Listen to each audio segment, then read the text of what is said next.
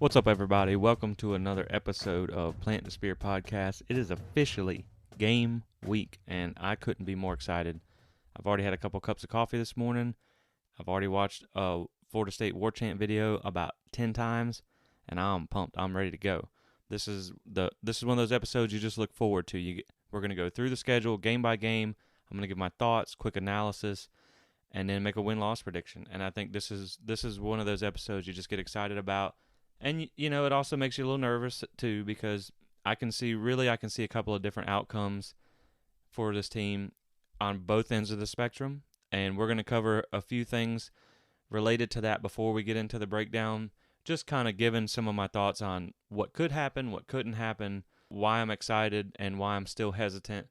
And then we'll just get into the full breakdown. So I'm pretty excited. I hope you guys are, too. I'm ready to see Florida State back in Doak Campbell Stadium, even if it is against Duquesne.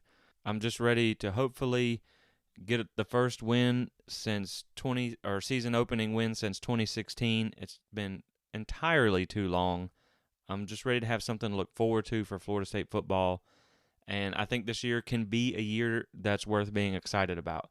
So with that said, let's go ahead and get into it. First thing, like I said, I'm going to kind of go through and just do a little bit of kind of couching everything and where everything's going to set up. So I am excited about the potential of this team, and that, I feel like the ceiling for this team, as I go through the record, I've been sitting here telling myself, like, man, don't do that. Don't do that to yourself. I run into every season just bright-eyed and like we got a real chance. But I also have watched the last 2 years, so I know that you do have to pump your brakes a little bit and not let your excitement run too wild. However, if you can't be excited about what your football team could accomplish while being realistic, then, I mean, what are you watching for? So, with that being said, I am excited about what the starters on this team, and they do have better depth this year, but I'm excited about what the starting 22 on this team can do. I think that if Florida State, one of the biggest things, obviously, is they have to stay healthy, because if they get too far into their depth chart, then the season could go off the rails rather quickly at a few key positions. Like I said, they have better depth now than they did last year or the year before, but there is still a drop-off at a lot of positions in talent level and experience. And, you know, if you really want to try and have like an 8-9 win season, even 10 wins, who knows, you can't really be relying on unproven players. You need the starters in the game, especially Jordan Travis. And then, so that brings me to kind of part number 2 of what this whole season being a success predicates on, is the potential that we see in these transfers, and a lot of the other players has to turn into production. Obviously, a lot of the guys like Johnny Wilson, Trey Benson, and Micah Pittman are ones we're excited about, but they don't really have a whole lot of receipts over their career to go, oh yeah, we know we have a 1,000-yard receiver sitting right here in our hands. But again, when you look at sometimes that doesn't mean anything, because Andrew Parchment came in last year and had an 800-plus yard receiving season at Kansas, and I mean, he didn't even put up 400 yards last year. So that doesn't mean these guys can't have a good season, and that doesn't mean you shouldn't be excited about them. It's just you gotta keep that in the back of your mind until we see it on the field a few times. And I really think we're going to learn a lot about this team in the first 2 weeks. Obviously, if they come out and struggle against Duquesne, let's just, fold the whole thing. It's probably going to be a bad year, and we might be looking for a new staff, because this game shouldn't even be remotely close. If they come out and just smack Duquesne and then roll into LSU and either win or have a really hard-fought close game, then I think we will learn a lot for the rest of the season, and that's when you'll kind of know that this Florida State team has turned the corner, which is something that I think is going to happen this season. I think they're going to have a better season than expected if all these things go right, and I think that they'll get back to a winning season and get back to a bowl game. And so, like I said, first off, you got to stay healthy. You got to have availability. You need your starters. Secondly, you need production or potential to equal production from a lot of the transfers. Like, you have guys like Bethune, who I'm not really worried about making a lot of tackles. But, again, we need to see some of the names from the wide receiver group, most importantly, do something production-wise on the field, because that killed Florida State last year, just not having a good receiver group. And lastly, the third thing that I really think that is just so important right now for this team is we cannot wait until the 5th game to get their stuff together. You can't be like halftime through the Louisville game, like last year, 0-4, and now all of a sudden we figured our defense out. They have to start game 1. I mean, maybe you could get by with a little rust in game 1 against a team like Duquesne, but you better be ready for game 2. There can't be this half a season of messing around and whatnot. You got to get your guys in position and roll with your guys that you feel confident with, and you got to be on point from day 1. Of course, there's going to be some adjustment period. You do have some changes, as far as offensive coordinator and whatnot, that will have to be adjusted for. But again, you just it's year 3 now. You got to be ready for the challenge, and you can't wait till halfway through the season to do it. The reasons I'm excited: defense came in as one of the, I think it was top 10 units for PFF last year. Towards the end of the season is the way they graded out, and they have the potential from what we saw at the end of the season to carry that over. Of course, you lose. Obviously, you always have to say they lost a first-round NFL draft pick and Keir Thomas, who was a very solid college player. They also return a lot, and they also added some pretty exciting pieces. So I think the defense, if they just don't get off to that slow start and they carry over what they did from the end of last season from game 1, I think the defense is set. So now you're really kind of just more worried about the offense. And why I still think this offense has a lot of potential left in the tank. If you listen to the offensive preview, you'll know what I'm about to say. So when you look at Norvell's career offensive stats from prior to FSU, compare that to his time at FSU, he has 8 seasons of data as offensive coordinator or head coach, basically where he's in charge of the offense and calling the plays. And at Florida State, he has 1 full season and a COVID year, which I get it, everyone went through that, but it did stunt their growth. It did hurt their install. So in my opinion, first off, they haven't met his averages yet, his career averages. They've been pretty far off. They've left over 100 yards a game on the table, and a bunch of touchdowns, that they just have not met his career averages yet. And in my opinion, the offense is more likely to trend in the direction of 8 years of production receipts rather than 1 in a COVID year. So when you look at the numbers, and this is why this is important, when you look at the numbers for Norvell's career averages prior to FSU compared to the 2021 FSU offense, and I use that because the COVID season was hard to get reliable stats on. So just looking at how it would have finished nationally, the 2021 FSU offense in passing yards finished 101st, whereas Norvell's career average would have been 15th in the country. Passing touchdowns were 62nd. His career average would have been 17th. Rushing yards was 58th. It would have been 25th. Rushing touchdowns was 65th, and his career average would have been 20th. Total yards were 94th for Florida State, would have been 8th in the country last year. Total touchdowns for Florida State was 69th. Norvell's career averages would have finished 10th in the country. So obviously, Norvell's offense could have been top 25 in the country, in some instances top 10. And you're just not getting that production. And obviously we know that a lot of that has to do with the offensive line play. The receivers out wide just have not been good. They haven't had a threat of a good receiver that can take the top off a defense. And that really, when you look at Norvell, he's only had 1 season without a 1,000-yard receiver. So last year, nobody broke 400 yards. And that's not going to cut it. I know that has a lot to do with who's throwing the ball, but if you listen to the offensive preview as well, you know that I think Jordan Travis is underrated as a quarterback. Obviously, them messing around with rotating snaps and everything for something they should not have done probably cost them a few games last year for certain. And, there's nothing to guarantee that this offense is going to be back to that level right now. There's nothing that says the pieces that are on the roster can get to that level. But when you look at Memphis, he had Brady White threw for, I think it was 4,000 yards in 2019, Norvell's best season at Memphis. Who is Brady White? He doesn't play in the NFL. He didn't win the Heisman or anything like that. If he can do that, then how come these quarterbacks here can't do that. And I understand that the defenses in the ACC are better, but not all of them. I mean, Wake's defense is not good. Look at a couple of the other defenses.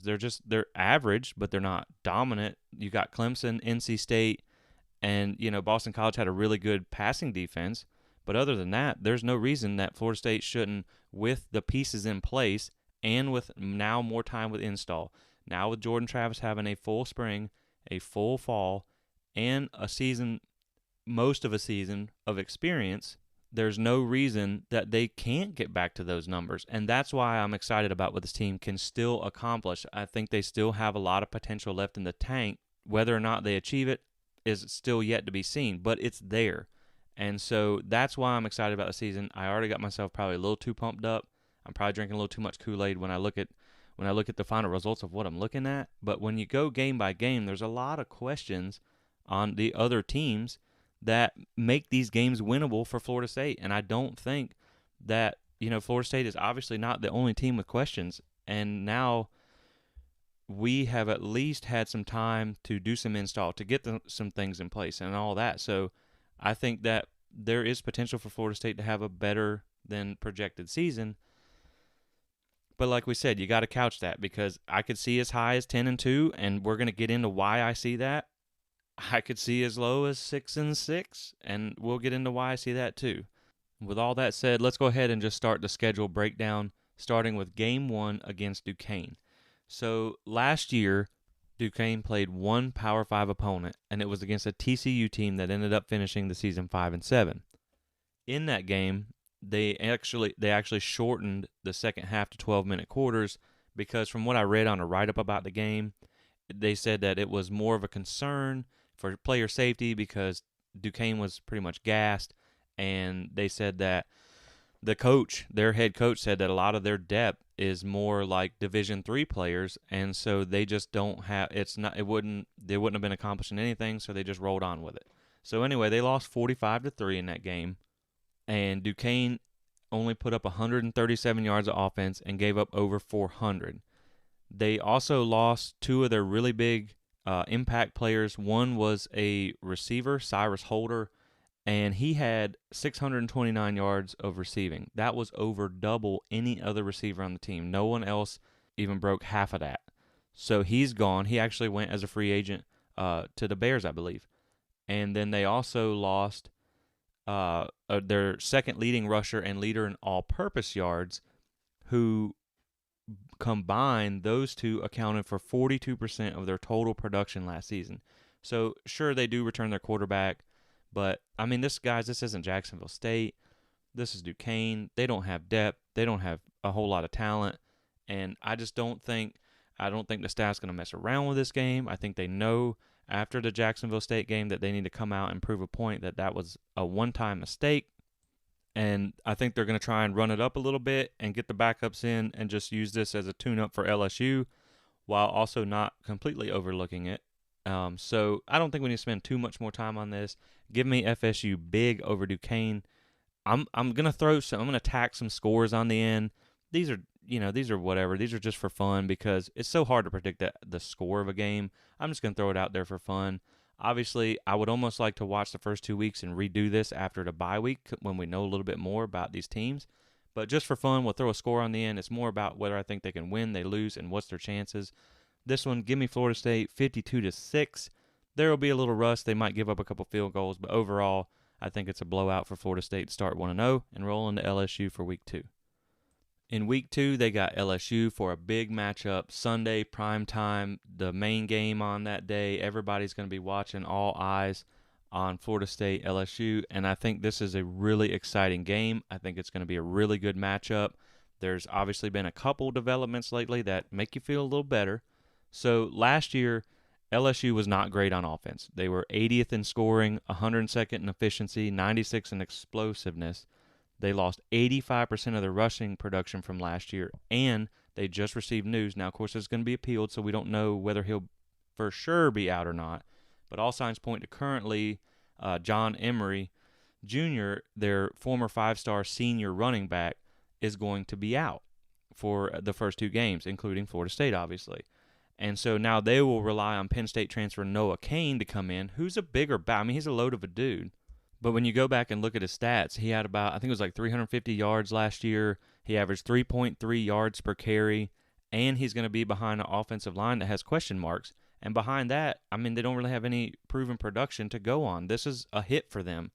And I think that gives an advantage to Florida State because now you're basically relying on one running back who had some okay production at Penn State and hasn't carried the ball yet at all for LSU.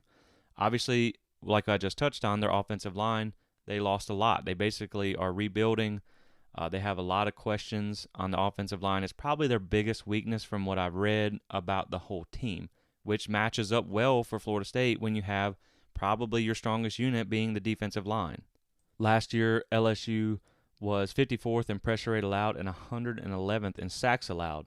And again, they lost most of their offensive line, so you already had subpar numbers, and you're kind of rebuilding the line. Now, of course, that doesn't mean they can't improve, obviously, but like we said, this is one of the biggest weaknesses.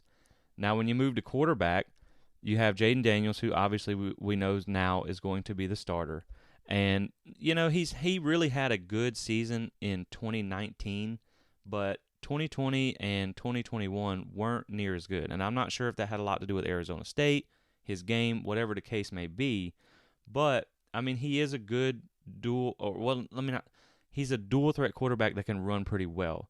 Last year, Arizona State, he had 844 yards rushing, but he also had only 10 passing touchdowns and had 10 interceptions. He hasn't thrown for over 300 yards since 2019 and only threw for 200-plus yards in 5 of 13 games last year. And so, I mean, I'm sure he's going to be better with a better receiving core that he's got at LSU. He's also going to be facing a lot tougher defenses. So, to me, I'm just not really sold on him as a passer. I think, obviously, you have a lot of similarities between him and Jordan. They're both good runners. I think Jordan's a better passer. And when you look at their receiver group, now they're probably going to be a handful to guard, and someone's going to have to count for Kayshon Boutte. I hope I said that right. And who is a really good receiver, and there is a lot of hype. He's already being talked about, as being one of the top receivers in the country. He is coming off a season-ending, pretty severe ankle injury. I think they said he had 2 surgeries. They've been bringing him along well. So that's not to say there won't be some rust in the first game. I looked at his just raw numbers without watching his stats, and I don't want to sound like I'm downplaying him, but he has a catch rate of 74%, a drop rate of 7.5%, contested catch rate of 37.5%, and 5 of 16 career games with 100-plus yards. So, I mean, I don't know, is he going to tear us up in the passing game with a guy like Jaden Daniels throwing him the ball behind, a shaky offensive line? I mean, maybe not. I think our secondary is pretty good. I think they probably will break one. They probably will get one on us, I'm sure, because he is a talented receiver. And Jaden Daniels is an experienced quarterback. And like I said, in 2019, I think he had over a 70% completion percentage and had like 17 touchdowns to 5 interceptions. So the potential is there, but that's probably going to be your toughest thing to defend, obviously, is the pass. Another thing that is worth pointing out is LSU lost a veteran kicker last year, and now they're turning to a true freshman. If we think that this game is going to come down to the wire and maybe who makes or misses the most field goals, while I'm not the most confident in our special teams unit yet, I do think that, having a true freshman kicker could be a liability if the game came down to the line. As far as our defense goes, this is obviously their strongest side or strongest aspect on the team. Their front seven looks like they could be pretty legit. They do have a lot of new pieces to replace. It is a new scheme they have to install. They have a lot of transfers and whatnot. They did lose their leading tackler from last year at linebacker, who was a 100-plus tackler and one of the leaders on this defense. And so I think the potential is there for this defense to be pretty nasty. I think it's going to be hard for us to block their front seven because while I think our offensive line is better, I think they're still probably about average, especially if we're getting into the depth chart already a little bit. So that's something that I'm a little concerned about, being able to block their front seven. But again, they lost a lot in the secondary. They only returned 2 players with any kind of experience, but like I said, they did acquire a lot of talented DBs through the portal, But, they haven't played at LSU yet. They haven't played in this defense yet. And Florida State gets them game one with a tune-up game. And one thing I've said about the LSU game so far, if this game was in November, there's probably a good chance I would choose LSU to win. Brian Kelly has typically been a good head coach in year one at new programs. He's usually added about 1 to 2 wins, per season from their previous records. But I think you just have so many new pieces. You have new things being installed. Coaching staffs have to gel and learn how each other, work together. And there could be some mishaps there. You could see some busted assignments just from everything being so new. And you would hope in year 3 that Florida State is the more polished team. And LSU also has their fair amount of questions either. And I know LSU fans have been trying to come after FSU Twitter like they're going to win another national championship. And I'm sure they'll be fine in the long run. But right now, look at their defense last year was 71st in scoring defense, 65th in total defense, 71st in efficiency, 98th in finishing drives, 46th in havoc rate, 87th in third down defense. So, it wasn't spectacular last year. And I understand you'll probably get a coaching bump because you have a better staff in place. But, again, you still got a lot of questions to be answered. So, for this one, I'm so on the fence. I really am. This one's so hard to choose. To me, I think just when you look at the matchups, I like the way Florida State matches up. I think that the loss of the running back is big. They suspended the DB2, but he wasn't projected to be a starter, so that really doesn't make much of a difference. I'm leaning towards Florida State. I think it's going to be a close one. It's going to come down to the wire. I know it's in New Orleans. I know it's neutral site, which is basically a home game for LSU. Last year, their away record was 1-5 in either away or neutral site games. So I don't know how much that really makes a difference if they're not in Tiger Stadium or not. It's they just weren't good away from Tiger Stadium last year. So to me, this is going to be a close nail biter. You won't be able to look away from it for very long. I think it's going to, I think it'll be mostly low scoring because the defenses are both the better units. But I think that because it's the first game, it's a big game, there's going to be nerves and excitement. I think they're going to bust some shots. I think Jordan Travis will probably run, break free for a few runs. And I think they'll probably bust a few in the passing game. And I think Florida State will come out on top. Give me Florida State 24-21. Maybe LSU misses a key field goal with their true freshman kicker. And if that is the case, that would be an absolutely massive win for Florida State. I know it wouldn't mean a whole lot if you dropped the Louisville game right after that, but again, rebuild or not, beating a SEC West branded team who's got some preseason hype. They are, I think, 10th in ESPN power rankings and 20th in PFF power rankings. So people expect a lot out of that team. And so I think if you could get that win, that would be huge for recruiting, huge for the fan base. You start 2-0 going into your bye week. You ain't going to be able to tell us nothing going into week 3. Now, week 3 is another game I'm on the fence about. And to be fair, this season, there are so many coin flip games. I think there's so many games that can go one way or the other depending on how Florida State shows up to play, how the other team shows up to play. I think they could go either way. And Louisville's another one. I don't exactly like going up there for a Friday night primetime game. I know that Louisville Cardinal Stadium, whatever they call it now, is not the most daunting atmosphere. But if you watched a game where Clemson traveled up there a few years ago where it was a big atmosphere, it was a pretty good atmosphere. So it's not to say that it's not nothing. It's not like going to Wake Forest or Duke or something like that. They're probably going to show up for that game. They obviously have Malik Cunningham, who is their offense. And to me, he is one of the most underrated players in college football.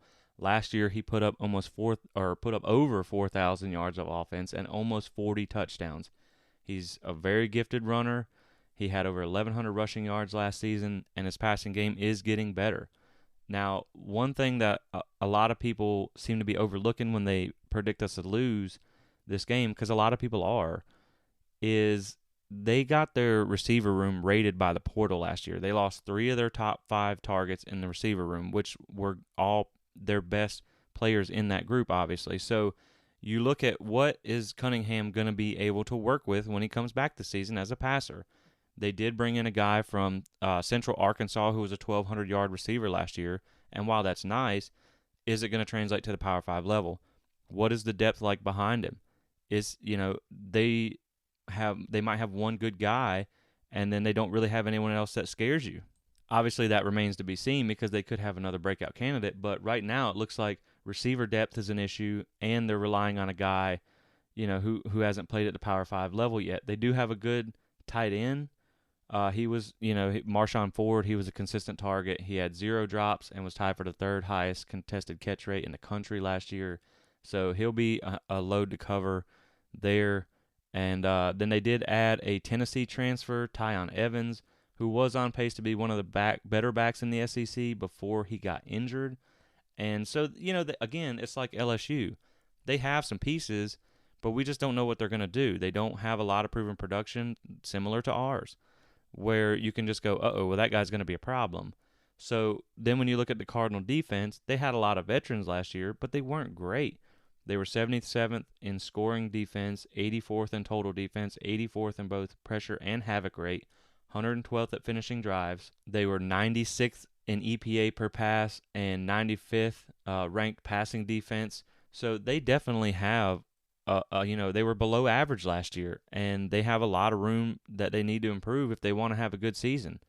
Now, they did add, I think, 6 players through the portal on the defensive side to kind of shore that up a little bit. Obviously, they got Jarvis Brownlee Jr. from Florida State. They added him as well, and they have some pieces that they're excited about. But again, until you see it, they're only projected to win 6.5 games.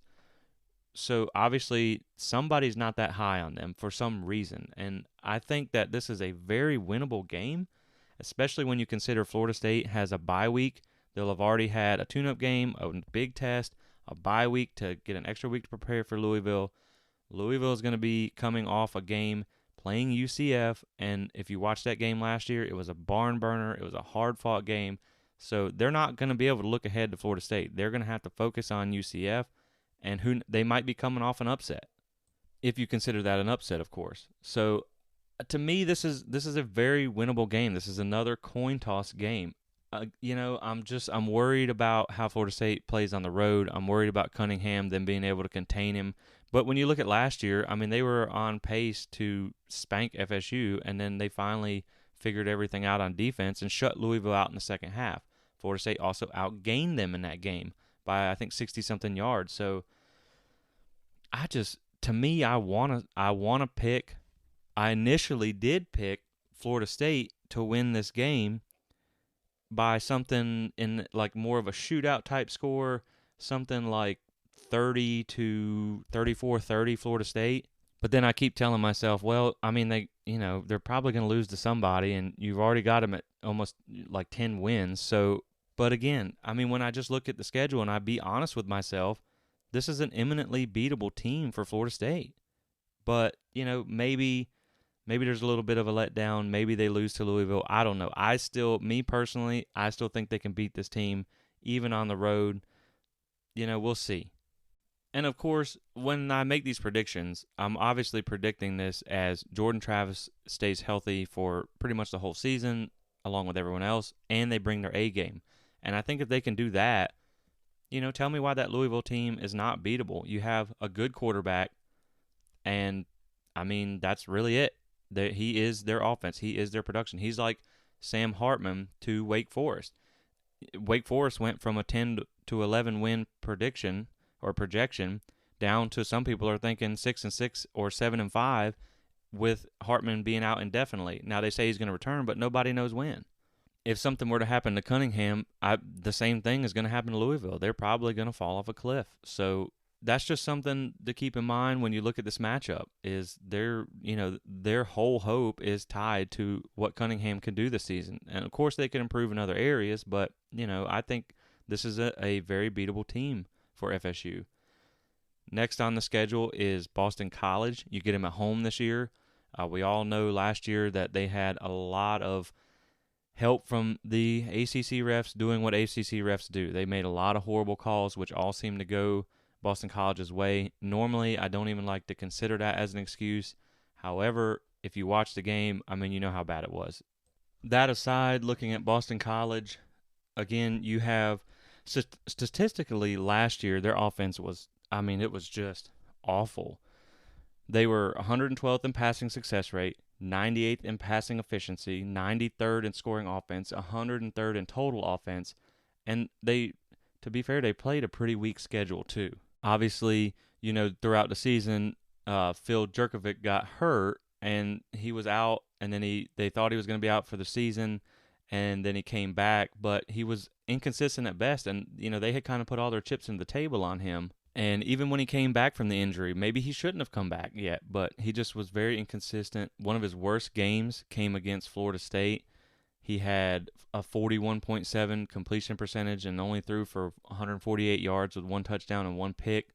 Of course, now they do return most of their production at receiver. Obviously, they have an explosive target in Zay Flowers, and they also return a 1,000-plus yard rusher, which, Boston College is always known to have some pretty good backs. But the thing is that you have to look at is they have to rebuild their entire offensive line. They lost 4 guys to attrition last year, and then the one returning starter they had, he tore his ACL in preseason, and he's going to miss the whole season. So now they have an entirely new offensive line in front of an offense that was terrible last year. So I'm sure Jerkovic will probably have a better season this year, because he does have the physical tools to be a good quarterback. But, replacing your entire offensive line that, really wasn't that great anyway, that's definitely not a recipe for success, as we've seen at Florida State. We know what it's like to not have great offensive line play. Boston College usually seems to have kind of an offensive line factory. They always have good play in the trenches, usually on both sides of the ball. So I don't know what they're going to bring back. If it may be good, it may not. But when you have to replace your entire offensive line and Florida State gets them relatively early, you obviously know that that's going to be a liability in their offense that really, again, like we said, wasn't that good last year. When you look at their defense, they had a good pass defense last year. They ranked 3rd overall. They returned most of their players. They were 16th fewest in passing touchdowns allowed last year, 27th in completion percentage allowed. So they had a good passing defense, but ironically, Jordan Travis had one of his best passing games against Boston College. He threw for 251 yards, 3 touchdowns, and 0 interceptions. So that, he was able to handle it last year with the 3rd overall passing defense. And they also do have to replace a 4-year starter at cornerback who led the team in interceptions, so that's a question mark. They were not good at pretty much anything besides pass defense. Their rushing defense was 92nd in the country, 101st at havoc rate, 96th at pressure rate, 96th in sacks, and 107th in tackles for loss. So they have a problem creating pressure, which bodes well for our offensive line and negative plays. And then they don't stop the run well, which Florida State is a run-heavy team. So that is a matchup that I really like at home against this Boston College team. Of course, BC always seems to play Florida State tough, but, you're not on the road on a Thursday night on a red bandana game, which is always something, crazy happens. So to me, this time around, I think that both teams will probably be improved, but I think Florida State is going to be the better team this year. They're going to be the more polished team with a better offense, and hopefully the calls aren't so bad this year, one-sided anyway. And so to me, I think FSU wins with a little breathing room in this one. Go ahead and give me Florida State something like 31-20. Next on the schedule is Wake Forest, which this requires 2 predictions for one game. Obviously, you have one prediction for with Hartman and one prediction for without Hartman. Wake Forest had a prolific passing attack last year. But on the arm of Sam Hartman. They averaged 41 points a game, which was 4th best in the country. They were 3rd in 3rd down conversions, 5th at finishing drives, 7th in EPA per pass, and they had an 11-win season, which tied a school record for the most wins. They had 2,000-yard receivers, one of which does not come back, so there's a question mark there. I think he had like 11 or 1,200 yards, and he's not returning, so you have a hole to fill there. But they do return A.T. Perry, who was a absolutely outstanding freshman. They also lose an all-ACC offensive tackle and their leading rusher from 2021. They return about everybody else, but again, you have the question mark of Sam Hartman. Is he going to be back? When's he going to be back? Knowing our luck, he'll probably be back for the Florida State game, and I wish him well, and I wish him a speedy recovery. It's not about it's not about his health, because that's more important than who we face or not, but it is it would be an absolutely massive loss for them, especially when they've already announced that they're turning to a sophomore in Mitch Griffith, who will be quarterback for them in Sam Hartman's absence, and he has 2 pass attempts during his entire career at Wake. So that's a huge difference because Sam Hartman, he generated their offense. He's great at running that delayed RPO. He is a good runner. He had over 500 yards of rushing and 11 touchdowns on the ground. So without Hartman, you're just taking the heart out of their offense. So to me, if you get Hartman back, that's going to obviously change the outcome. So we kind of have to do 2 predictions on that. When you look at the defense, Wake defense is nothing near as good as their offense. They were 91st in total defense, 107th in efficiency. They allowed over 42 points in 5 games last year. They do have a new DC this year. They do return 6 starters. But at the same time, they just don't have a whole lot of talent, and they don't have a whole lot of depth on that side of the ball. And they also lost their veteran kicker, Nick Skiba, who has been one of the best kickers in college football. His replacement is a redshirt freshman. So they had a lot of close games last year. And if they don't have Hartman, they might not even have close games this year. But if they do have some close games, that could be another thing to watch. Of course, we know that the last meeting, FSU, they didn't fare well. Wake won by 3 scores and put up almost 500 yards of offense. But again, Wake travels to Tallahassee this year. And in my opinion, if Sam Hartman is not here for this game, does not play in this game, I obviously lean heavily towards Florida State. I think that they are going to win something like 34-17 because Wake does still have some weapons, and they will have a few games to get the replacement quarterback kind of in a rhythm. But I think Florida State wins comfortably 34-17. If Hartman comes back and maybe if this is his very first game back, there's obviously going to be some rust. You obviously have to get back into game shape. And I would still lean towards Florida State there in maybe a shootout type game, 34-31, something like that. But if, say, for instance, Hartman comes back and he's had a game or 2 to get back in rhythm and shake the rust off before Florida State, and it looks like they're just back to firing on all cylinders like they were when he was there, then I kind of just think in a battle of offenses, I think Wake Forest has a better offense. I think Florida State has by far a better defense, but I could also see Wake edging Florida State out in a shootout like 34-31. I think this game will be closer. I think it is losable with Hartman there.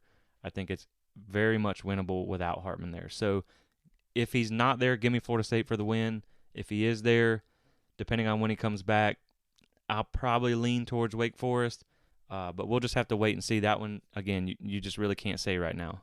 Now, if you guys are keeping score here, that means I pretty much have Florida State with the potential, there's no guarantee, but with the potential of starting 4-1 and 5-0. Is this real life? I promise you guys, I'm sober while I'm recording this. I have not had any strong beverages or anything. I'm not falling off my rocker. So it's a possibility. The thing about this Florida State team is when you look at the pieces they've added, when you look at the potential that's there, if they play up to that, if they play their A game in every game, looking at the holes on the other teams, why can't they win the first 5 games? You might have questions against Louisville, Wake Forest if Hartman's back, and LSU, but according to matchups, really, in my opinion, I think all those games are very much winnable. Will it happen? I don't know. There's always off weeks. There's always a chance that Florida State just they come out flat, or for whatever reason, or someone has to miss some time or something. So there's a lot of variables because there's a lot of coin flips. But again, the potential is there to have that explosive type of start for Florida State, and I just, I don't see why not. Tell me why not. Prove me, prove my theory wrong why they couldn't when you look at all the holes and all the question marks of the other teams. Obviously, like I said, we'll know a lot more about all these teams in the first week or 2. So that, we'll just kind of revisit this then. But again, why couldn't they? Unfortunately, the fun kind of stops here because I think Florida State is probably going to drop their next 2 games after that. Up next, they travel to Raleigh to play NC State, and this, to me, is probably your toughest game of the season, your probably least winnable game, because I think their defense is not maybe as up front is not as good as Clemson, but I think overall their total defense is probably up there with Clemson, and they have a better offense than Clemson, or at least they did last year, and you would project them to be better this year based on returning production. So that's why I think it's just going to be a tough one for Florida State to win. Obviously, we know NC State is usually going to Raleigh. Carter Finley is usually kind of a snake pit for FSU, and so looking at NC State, they went 9-3 last year. They were 7-0 at home. That's not looking good. They returned 82% of their production. They are projected to win 8.5 games. A lot of people think they're going to win the Atlantic. I personally put a little change on them at plus 800 to win the Atlantic. They finally kind of got over the hump and beat Clemson. But there's no guarantee because their last ACC championship was in 1979. They've only had, and this was hard to believe, they've only had one 10-win season in program history. So I'm sure, when you have guys like Russell Wilson and Phillip Rivers in the past, they didn't manage to do much there either. So are they going to fold under the pressure, the expectations? I mean, maybe not. I still think they win the Atlantic. I still think NC State is the team to beat this year because they return so much. They return 17 starters, 82% of their production, like we said. A lot of these guys are older upperclassmen who took advantage of the COVID year. Obviously, they return quarterback Devin Leary, who was great for them last year. He had he had 6 games with no interceptions, 6 games with over 300 passing yards. So he's a very efficient very efficient passer. He's had a 35-3 touchdown to interception ratio.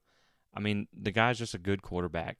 He lost his leading receiver, Emeka Emezi, who was very good for them, and he was a big body veteran guy, but they return a lot of other people. Leary was also tied for first and lowest turnover-worthy play rate and third in big-time throw rate. So, I mean, this one's just going to be tough. They return so many people. Of course, they lost their star left tackle. We know that. We saw him go in the draft. And they also lost their 2 leading rushers, one of which who was their leading kick returner and averaged 34.7 yards per return with 2 touchdowns. So that, I mean, to me, they're not without question marks. They still have some things that they have to answer during the season. They only returned 178 of 1,567 rushing yards last year. So, I mean, they were good, but they still have some question marks. Now, of course, I definitely think Devin Leary is going to be very good. He's probably going to build on to the campaign he had last year. But even then, they were 59th in total offense, 83rd in efficiency, 72nd in third down conversion rate. So, I mean, there's still some out there on the table that, make NC State a gettable team. Where they really excel was their defense, and this is why I don't like us to win this game. They returned 10 of 11 starters from last year, and statistically, they finished 14th in scoring defense, 21st in total defense, 3rd in efficiency, 7th in third down defense, 6th in EPA per run. They were also top 25 in pressure rate and explosiveness. And they had a lot of injuries that they had to work through during the season. We're still very good. So now they have a lot of experienced depth on defense too. Now, of course, that's not saying that the NC State defense is 2022, version of the Georgia defense we saw last year. They did give up over 400 yards in 5 games and 30-plus points in 3 games. So, again, they're one of the better defenses Florida State's going to face, but this team's not gettable. Not ungettable, should I say. Florida State played them tough last year, closer than expected. If this game was at home, maybe, but this one's a tall task to ask. I think Florida State has a chance, but not a great one. Unfortunately, I think Florida State's going to lose this one. I think they'll keep it close, and I think they'll contend because they saw that they could last year. I think I'll take NC State here. Give me something like 28-17. I don't think it's going to be really close, but I don't think it's going to be a blowout either. It's just NC State right now has hit their stride as a program. This is as good as they've been. So Florida State is not there yet, and I think that they're a more mature team. They're farther along, in their program with continuity and everything like that. So it's just the programs are at 2 different stages right now. Next up, you have Clemson. They come to Tallahassee this year. It's going to be, I think it'll be another good game. Obviously, the headline of this game is going to be the fact that they no longer have Brent Venables. They also don't have either one of the coordinators that were there on offense when they won the national championship. But again, you look at they had their first quote-unquote disappointing season in years and still won 10 games because of that defense, because that defense was that good. And realistically, when you look at their 3 losses, it was against the eventual national championship in Georgia and was a close game. They lost to NC State on the road in double overtime, and they ended up they lost to the team that ended up winning the conference in Pitt. So it's not like, it's not like they're not still a good team. They have, I think the thing with Clemson, because yes, eventually, in my opinion, losing those coordinators, especially Brent Venables, is going to have an effect. There's just no way it doesn't. He's been one of the best coordinators in all of college football for a long time. And when you lose a guy like that and they just promoted from within, that's going to have effect in the long run. I just don't see how it can't. And now it's time for Dabo to earn his money. And he's going to have to prove that he can do it without the guys that, he had helping him build success for all these seasons. And so when you look at their defense, I mean, it was good last year. And they think that they're going to have a even better front than they had before, which is kind of insane to think about. Maybe one of the best they've ever had, which is, it's just they've had a lot of good fronts, so that's not that doesn't match up well for Florida State, who still has probably an average offensive line. Last year, Clemson's defense was top 10 in scoring, total defense, efficiency, explosiveness, finishing drives, pressure rate, EPA per run. They were also top 25 in havoc rate, third down conversion rate, EPA per pass. So I mean, they're just a good top 10 overall defense, and unfortunately, they just have a talent gap right now that I think is going to be the hardest thing to overcome. Obviously, their offense was a completely different story. They struggled a lot last year, but just to finish up on the defense, they do have a lot of question marks there. They do have to replace 2 veteran linebackers, but people think their replacements are going to be even better athletes just with less experience. Their secondary is probably their biggest question mark on defense. They do need to replace 3 starters, 2 of which were first team All ACC corners. So that's really going to be the only kind of question mark for Clemson defense. Which, when we're a run first team or a run heavy team anyway, and you're looking at Clemson, whose strength is going to be their defensive line, I just don't like that matchup. And on offense, of course, they struggled last year with DJ coming in as a Heisman hopeful and just had a kind of miserable season. He had accuracy issues, took a lot of sacks. Their offensive line was pretty inconsistent when it came to pass blocking anyway. They do return 4 starters up front, so that'll probably help. But it is still a bit of a question mark when the offense is still trying to find itself a little bit. And they're going to have a new coordinator this year, so we'll see how that affects things. Of course, they also lost their leading receiver in Justin Ross, which doesn't help. And, Clemson could give 5-star freshman Cade Klubnik, they could give him the nod if DJ continues to struggle. Now, Dabo has repeated it's still DJ's job, so, that's out there. But if you got a guy sitting there behind you, is he going to be forcing things? Is he going to be trying to do things that maybe he shouldn't? Kind of like what we saw, maybe a little bit of Jordan Travis last year with someone looking over his shoulder the whole time. They were able to run the ball pretty good, and they returned basically all 3 running backs who produced for them a year ago. But their offense was 82nd in scoring offense, 100th in total offense, 84th in efficiency, 102nd in explosiveness, 83rd in finishing drives. And, to be honest, if it hadn't have been for the defense that they had, their season probably would have ended a lot worse. So, you look at both of them, or you look at this team, they're losing their coordinators, but they just have more talent right now across the roster, obviously, than Florida State because of the way they've been able to recruit with the success that they've had. But, there does appear to be some cracks in the foundation. We'll see how well Clemson can maintain now. They do, obviously, like we talked about, travel to Tallahassee this year. They're going to be playing a road game at BC before that. So, that's a very winnable game for them. Florida State, last year they finally stopped getting blown out, which was a good sign. But, had Jermaine Johnson not have shown out in that game and everything, defensive touchdown, and it just, I don't necessarily think it was as close as the score showed, but, they were within reach in the fourth quarter. So, that's not to say that there's not a chance. They did hold FSU under 250 yards last year and put up almost 400 when they had a bad offense. So to me, I just think the defense is going to be too much, even at home. I think whether or not they fix their offense, it's probably going to be a little bit better. But they do have a fifth-year kicker too. So even in the struggling offense, he holds career records for field goals of 40 plus and 50 plus. So I don't think this is Florida State's year to beat Clemson. I think they are actively closing the gap, but unfortunately, I think this year they just still don't get that win. I think it'll be another closer one. I don't think it'll be a blowout like we have seen in the past. I'm going to go with Clemson here, something like 24-13. But, if Florida State gets up for the game, they get them at home, we don't know what time it's going to start. If it's a primetime game or something like that, Clemson's got an amazing home record. So I'm glad you don't play them there. And last year they weren't as good on the road. They were 3-2. So, who's to say that crazier things haven't happened? But I don't see it this year with that defense. Next up is Georgia Tech.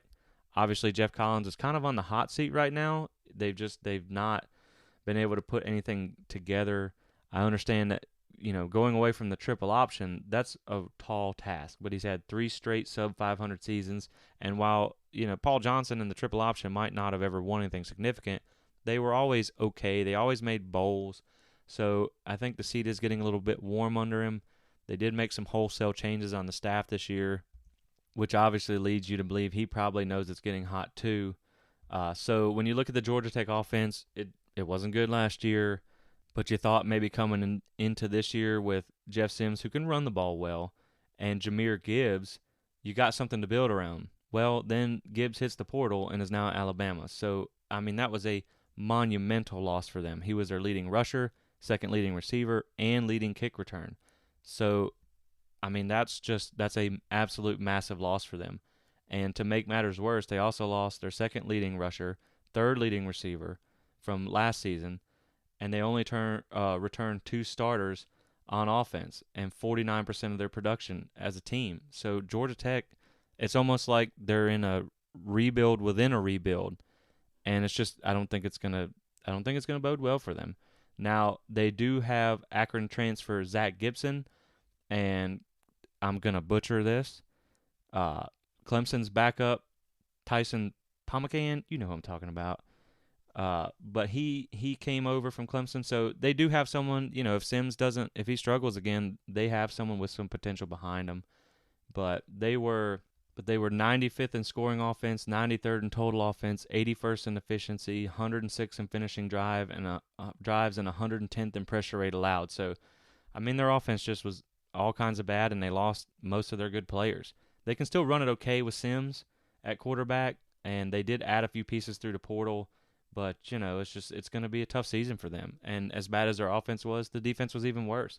They were 110th in scoring defense, 117th in total defense, 121st in efficiency, 116th in explosiveness, 110th in havoc rate, 109th in EPA per pass, and 120th in third down defense. And if that sounds painful enough, they also lost 8 of their top 11 tacklers from last season. So, it's just they have 2 experienced linebackers returning, and they, like I said, they added some transfers, but it's going to be a rough season for Georgia Tech, especially considering they have a pretty tough schedule to start the season. More than likely, they start with Clemson, so that's obviously not going to go well. But the chances are they're going to start 1-4 with their only win coming against Western Carolina. But, keep in mind, it was Jeff Collins and Georgia Tech that spoiled Mike Norvell's coming out party at Florida State, but this is a different time around. This is a completely different game. And to me, Florida State wins this one comfortably at home. I like Florida State somewhere around 38-17 over the Jackets. Next up is Miami. This is a back and forth game. Miami fans sure do think they got something this year. And, rightfully so. They do have Van Spike, who's a great quarterback, and he can be built around. And they did have a top 10 passing offense last year. So, there is reason to be excited. But I saw where someone released their win-loss projection, and they had us beating Miami. And, they just piled on to say there's no chance and all this and that.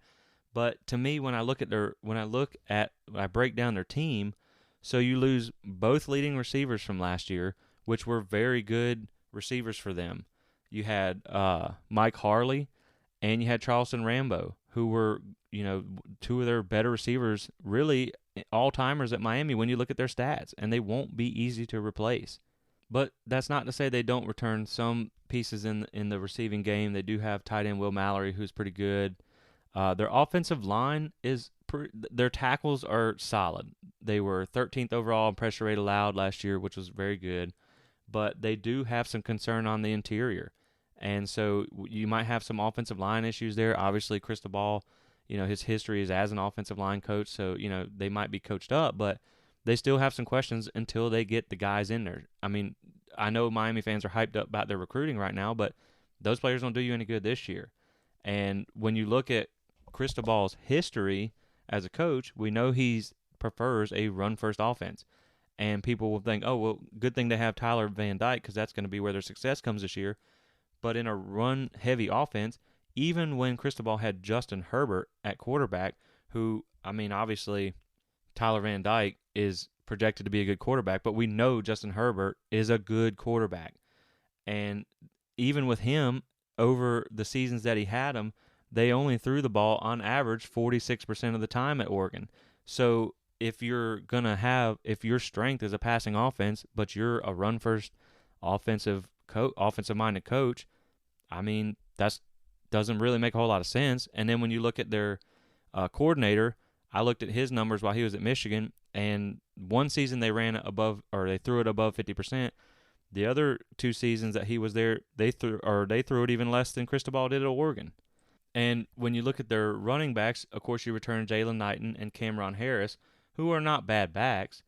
But last season, it wasn't their strength by any means rushing. They finished 97th in rushing offense, which, of course, is not a big deal when you have a top 10 passing offense. But, you might need more out of them this year. They were 61st in efficiency, 42nd in explosiveness, 50 in third down offense. So, they did put up over 400 yards in 8 games last year, but they have a lot of question marks. When you lose your top 2 targets for Van Dyke, they act like he's guaranteed to have the same success this year, which he might, but you never know. And then you also look at their running game was kind of mid last year.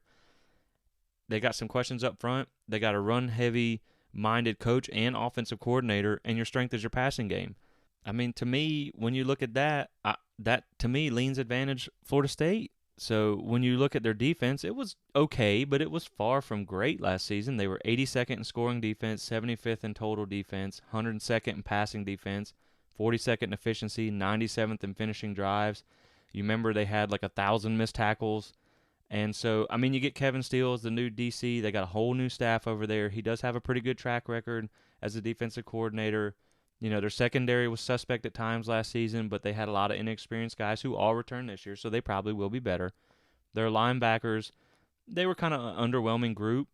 They have to replace both starting defensive ends and 8-game starter for them in the middle who left from the portal. So, they have plenty of question marks. Their defense gave up over 400 yards 6 times last season and over 500 yards twice. So, there's a lot of meat left on that bone for them to be able to need to improve on. To me, when you look at the things that we just talked about, and, of course, Miami, of course, they do have some reasons to be excited. I'll give them that, but you've had one 10-win season in 20 years. And even then, Cristobal, he had a good record at 35-13 at the Power 5 level at Oregon. That's very respectable. That also helps when you inherit a first-round draft pick quarterback. And so against ranked teams, he was 6-7, and without Justin Herbert, he was 1-4 against ranked teams. So we'll see if this highly profiled staff really does make that big of a difference for them. Because to me, when you look at the roster, you look at the talent they have right now, and you look at the way they might tend to game plan, tell me why Florida State can't go down there and beat them. I know it was a close game last year, and, I'm sure they'll probably be fine in the future, but to me, this is a very winnable game. I think, obviously, depending on how the initial part of the season plays out, Miami will probably be favored at home, but again, Florida State, They won the game last year, and I think they're going to be a lot better team this year. Going on the road, this is the one game that Miami fans do show up for. I think it's a toss-up here. I think this is another one of them games that I'm on the fence about. It is, of course, a rivalry game, so it's always going to be close. It's always going to be a good game.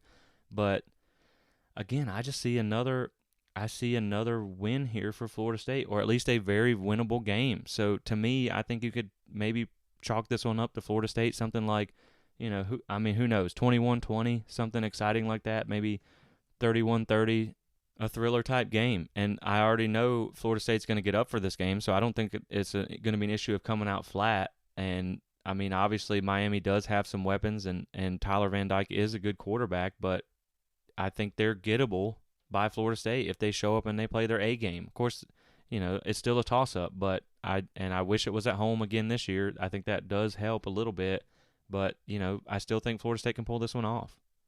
ESPN matchup predictor has Miami winning a 74.5% chance of winning, and to me, I think that's a bit too generous.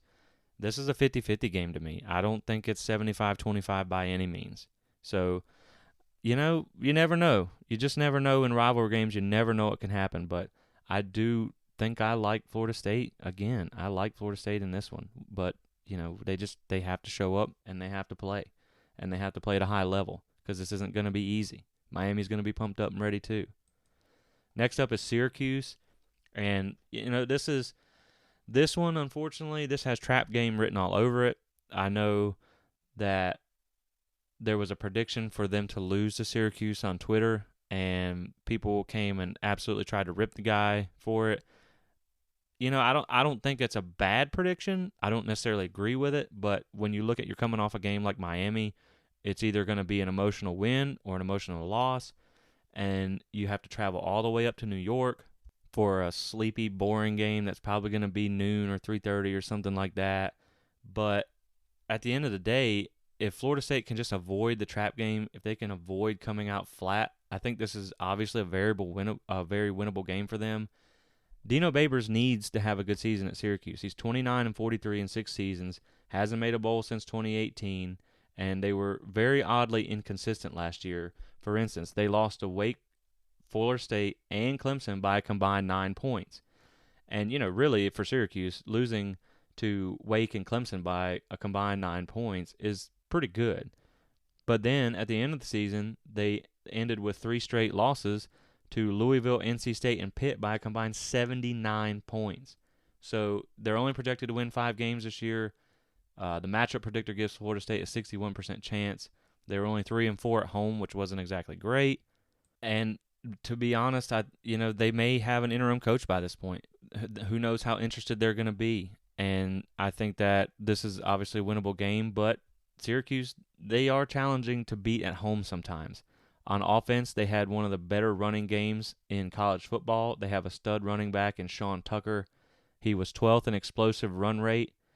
He leads all returning backs in yards after contact from last season, and he really is the heart of their offense. He's a game changer for them. Their quarterback, Garrett Schroeder, we saw him last year. He's a big bruising runner, 6'4", 228 pounds, and he is the other half of a legit rushing attack. He ran for 781 yards and 14 touchdowns last year. So they're going to run the ball. They're going to move it. They had the best rushing offense in the ACC and 16th best in the country. Unfortunately, that came at the cost of an abysmal passing offense. And Schrader doesn't have a lot of experience at the position because he's kind of new to the quarterback spot, and he'll probably get better with more experience, obviously. But, he still has a long way to go. As a starter last year for Syracuse, Schrader had 4 games with under 100 yards passing, 4 games with 0 passing touchdowns, and 5 games with an under 50% completion rate. They were 121st in passing offense, 106 in EPA per pass, and he doesn't really get a whole lot of help from his receiving corps. Only one receiver broke 300 yards last season, and they just don't really have a clear threat anywhere in the receiver room. They didn't really add anything in offseason via the portal that would make you really have to focus on their passing game. They were 113th in pressure rate allowed and 107th in sacks. So even when they do drop back to pass, they really can't pass block very well. So, they got a veteran center who started 60 consecutive games for them. They did bring in a new offensive coordinator, but they're going to be able to run the ball. But outside of running back and a running quarterback, I mean, they're pretty deficient in talent everywhere else on the offensive side of the ball. And this is so much like a lot of other teams with Malik Cunningham at Louisville, with Sam Hartman at Wake Forest, and even some instances on Florida State where if something were to happen to Sean Tucker, there goes their whole offense. And so Florida State does play them deeper in the season, and you never know. Now, their defense was actually pretty good last year. They were 19th in total defense, 32nd in havoc rate, and they have a good linebacker group. One of the better ones in the conference. They have a veteran secondary, but they did lose 5 players up front, leaving them with only 3 scholarship players that had any sort of playing time of any significance. But looking at those numbers, losing up front, I mean, they're going to have a hard time creating any pressure, which is an excellent thing to hear when you have a kind of average offensive line like we expect. So this may be one of their better games as an offensive line unit. In some other aspects, Syracuse was also 108th in turnover margin, 121st in starting field position on offense, 119th in average field position on defense. And so, I mean, they struggled in a lot of areas. Of course, they have some pieces to work with on defense, and Sean Tucker is a force on offense that, it's going to be hard. He's going to be hard to stop. But there's just a lot of gaping deficiencies in passing, blocking, receiving. Defensive line is going to have to be rebuilt from scratch. Syracuse has a tough schedule this year, so it's not like they're going to cakewalk right into the FSU game. I mean, they could be battered and bruised by the time it comes. They could have a bad season so far. So when you look at it, I mean, last year the Syracuse game was where FSU ended its losing streak. It was a 33-30 close battle. It was in Tallahassee. And I mean, I definitely think that you do lose the home field advantage. I hate going to Syracuse on the road just because, like I said, it's a boring atmosphere. There's not a lot of fans, and it's just it has trap game written all over it. But for Florida State, while you can't afford to overlook anybody, this is that type of game that you have to start winning to get back to where you belong as a team like Florida State. Syracuse has done some things in the past. Ask Clemson if you don't take them seriously how that works out. They have got them before. So you can't overlook them, but you have to start beating this type of team if you want to get back to where Florida State needs to be. And I definitely think this is one of the winnable games. I'm going to go – I think it is going to be a little bit closer than we want just because, like we said, it is a trap game, but I still think they're just a better team, and I still think Florida State's going to win. Give me something like 34-28, 31-24, something in that area. Next up, you got Louisiana, the Raging Cajuns. They had an excellent season last year, 13-1, 8-0 in the conference. They're currently on a 13-game win streak. They were 5-1 on the road, and it was an absolute great season for them. However, they are literally half the team that they were last year. Obviously, we know they lost Billy Napier, their head coach, because he's at Florida. He was their play caller.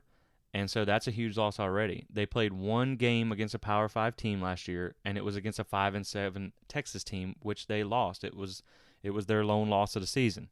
Not that that's shocking, and again, I understand we lost an FCS team last year. That aside, you still have a team that was 13-1, group of 5, and lost to a 5-7 Power 5 team. So it's just that level of talent is still there. That gap, should I say, that talent gap is still there. So when you look at that game, according to PFF, again, whether you put a lot of weight into that or not, that was by far their lowest graded game of the season. And so when you look at their outlook for this year, we already covered they lost their head coach. They did promote from within, and they're probably going to do a lot of the same things that they did last year, but you lost your play caller, you lost your defensive coordinator, you lost a ton of impact players from last season. On offense, they did average 31.1 points per game, which was 45th in the country. They put up right at 400 yards or more in 8 games. And, I mean, those numbers do sound really good. But then when you look at, you lost your play caller, you lost your starting veteran quarterback who accounted for all but 143 of their passing yards. He was a talented runner as well. When you include him and the back that left, 2/3 of their rushing production departed between the backs and the quarterback. They returned 900 of 2,900 yards of offense last season, and it was already kind of looking grim. And then they also lost 4 starting offensive line. And when you lose players like that and that amount, it's hard to come back from that. It's hard to have a repeat season. Now, it's not a completely clean slate. They do return all but one receiver who did depart for LSU. They do bring back a quality senior running back who had 851 yards rushing last year. But can they overcome all of those losses that they had on offense? And it's going to be hard. And so on defense, they returned just 5 starters. They have to replace 2 of their top 3 tacklers and leader in sacks. Now, they do have some experience returning, and it was a pretty good defense last year. They finished 11th in scoring defense, 22nd in total defense, and 2nd in turnover margin. They have a good passing defense that held opponents to a 33.5% passing success rate, which was 8th in the country. Again, you're against Group of 5 teams, and they do have some good special teams too. They do return a senior kicker who is 90% on his field goals, and they do have an all-conference punter. The thing, too, is this is going to be the 11th game of the season. I'm not sure what game it is for them, probably close to it. So they're going to have some time to get the new pieces worked in and figured out. But when you lose that many pieces, this one, I think, last year would have made me extremely nervous. But this year, with all the holes, and I think Florida State's just obviously a better program. You get them at home. Just don't look ahead to Florida. That's it. That's the big thing. Don't look ahead to Florida, because if you overlook this team, they have the potential to beat you. But to me, I think this one is obviously going to go to Florida State. Let me get something like 41-20, something like that. I think it's going to be a nice win for Florida State right before they head into the Florida game. Obviously, we know Florida State then finishes the regular season with Florida, who's also going to be a bit of a new-look squad this year after they parted ways with Dan Mullen. Obviously, as we just mentioned, they brought in Billy Napier, who had a 13-1 record at Louisiana last year. So I'm not going to say he's a bad coach. He has a good coaching record. But as we've seen ourselves, success at the Power 5 or Group of 5 level doesn't always translate to the Power 5 level. That still has to be proven. Good staffs don't always reproduce good results at new stops, which is why, to me, Miami needs to pump the brakes until they see it on the field. And so back to Florida. So he went 7-7 in his first year at Louisiana before they ran off 3 straight 10-win seasons. So my point being, he does have a good record, but it might take him a little bit to get Florida to where he wants them to be. He himself even said that they needed an infusion of talent because they were lacking at some places. And some people have them finishing really bad. I've seen some things as bad as 4-8. Some people think they can surprise. I think it's kind of middle of the road. I think they're going to have around a 500 season. But they do have some potential pieces to work with. But they still also have some questions too. On offense, you got Anthony Richardson, who's probably going to be taking over at quarterback this year. They did have Jack Miller III from Ohio State, but I think I saw where he got injured. But, he had Emory Jones last year, he was a good, capable runner, which helped them out a lot, but he threw a ton of picks. He had 13 interceptions, 3 in the Florida State game. Anthony Richardson really kind of seemed like he should have been the starter the whole time. I'm not really sure why he wasn't. To me, he was good enough to build around versus taking your chances on Emory Jones. But, that's why Dan Mullen's not there anymore. So in limited action, he did flash, but he's still far from a polished passer. In 2021, he only had 63 passing attempts with a completion percentage at just 58.7%, with 5 interceptions and 6 touchdowns. So obviously, that's not great. He's got a long way to go. He had a turnover-worthy play rate of 6.5%, which is pretty high. And when you look at the other starting quarterbacks around the conference, and as a runner, he's a big guy, so he runs well and he's hard to take down. He had 8.3 yards per carry, which was second in the FBS last year. Of course, it's unclear how he's going to perform as QB1 for them over the course of an entire season because he's only ever seen limited action, and he's still been very inconsistent when he is in. But you can obviously see he has enough upside that if he does take off and he does turn into what they need him to be, they could be pretty good on offense with him at the helm, but that still remains to be seen.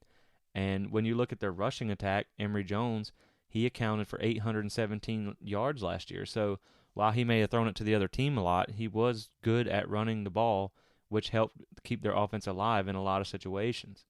They also lost their other 2 leading rushers and only returned about 30% of their production from last year. Now, Napier did bring a solid back with him from Louisiana, Montrell Johnson. He accounted for 841 yards and 12 touchdowns last year. Again, you're talking about a group of 5 guy who now has to translate and produce on a Power 5 level. And, that remains to be seen. This year's receiving group looks to be kind of a pedestrian group. They did lose 2 of their 3 leading receivers to the portal. You combine that with a raw quarterback, and they're probably going to have to lean heavily on their run game.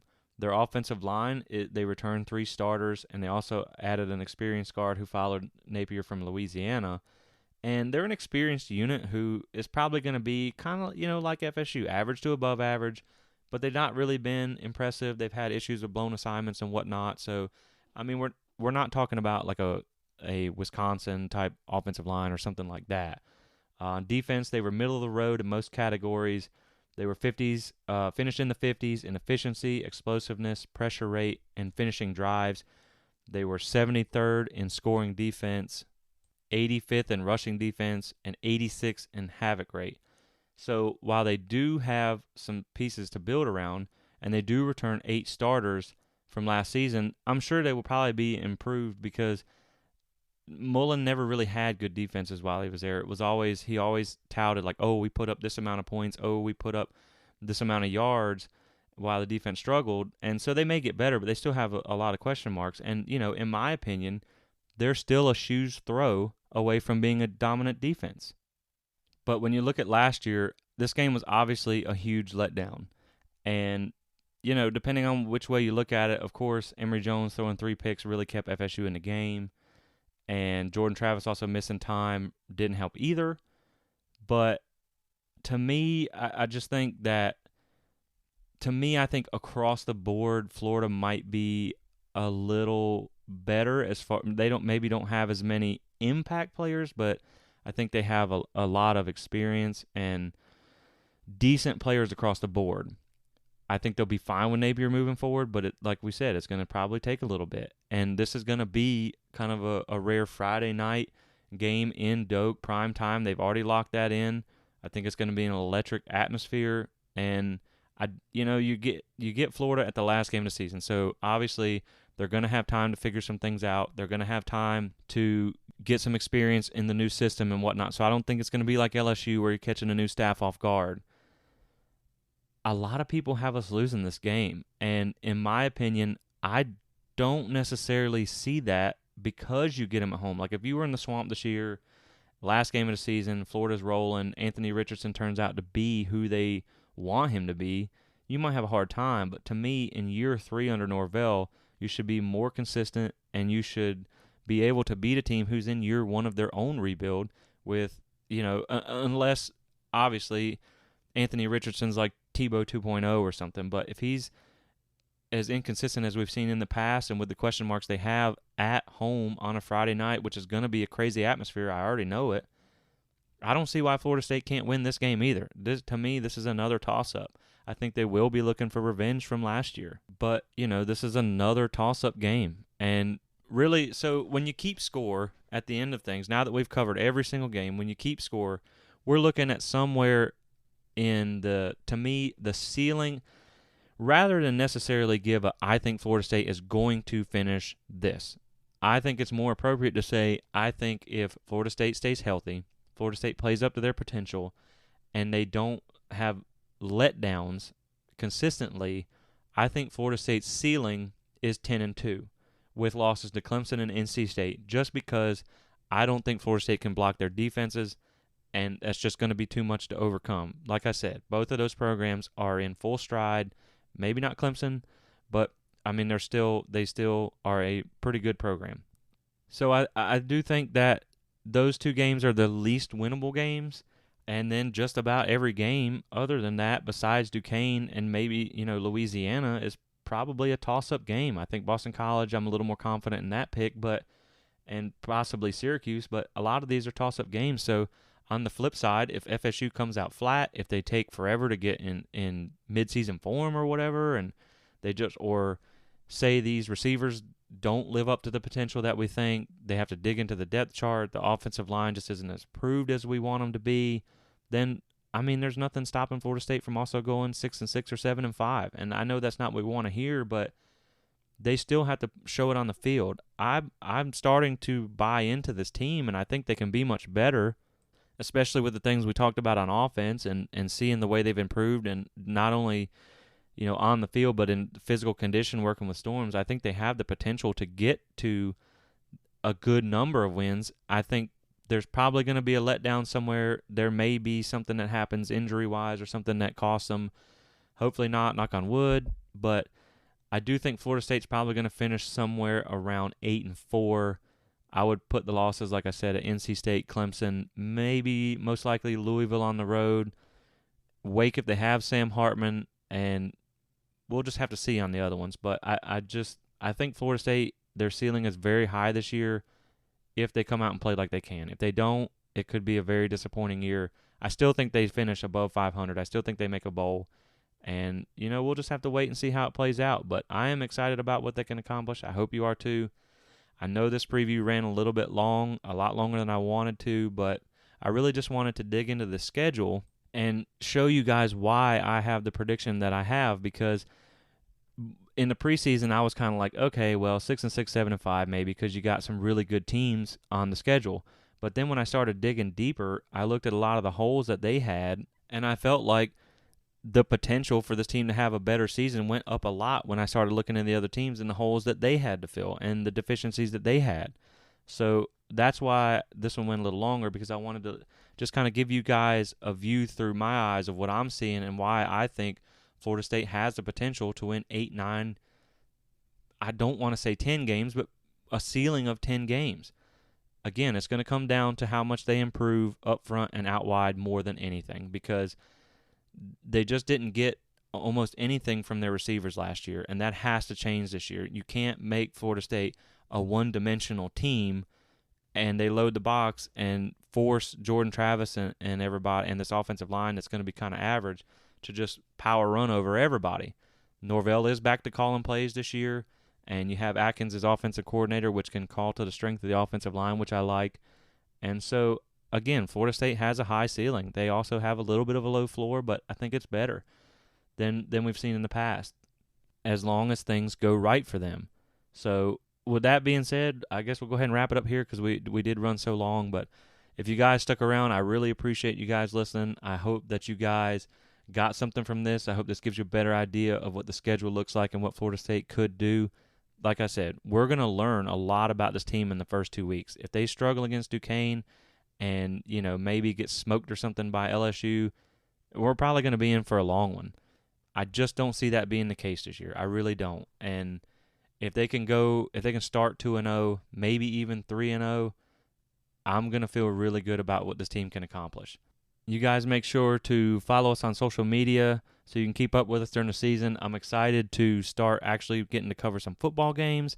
I'm going to try and get on a more consistent schedule with the podcast. I'd like to do at least maybe 2 a week, like a preview and a review type thing. And so you guys make sure you tune into that. Go ahead and subscribe so you don't miss any episodes. And then make sure you check our website for updated content. And like I said, just get with us on social media. You can get in on the conversation. We're really active over there. Let me know what you think about our win-loss record. I'm going to post it on social media here in the next day or two, so I'd love to see your comments and see what you think. And that'll do it, guys and gals. It is game week. It is time to strap it up. It is time to show what you got. All the off-season talk is over. All the records are 0-0. All the scoreboards are 0-0. And every team has a chance to prove what they're made of every Saturday. And Florida State has the same opportunity that everybody else does. So as much as I tend to pump the brakes because of the things we've seen in the past, you got to go into it with clear eyes and a clear mindset and just think that this team can be improved. And I think we'll see that this year. So with that being said, we'll catch you guys. Probably first one will be after the Duquesne game. We'll evaluate what happened there. And thank you for listening. I hope all you guys have a great day. And hopefully you guys who attend the first game have a good time and get to watch the first win for Florida State to open the season since 2016 in blowout fashion.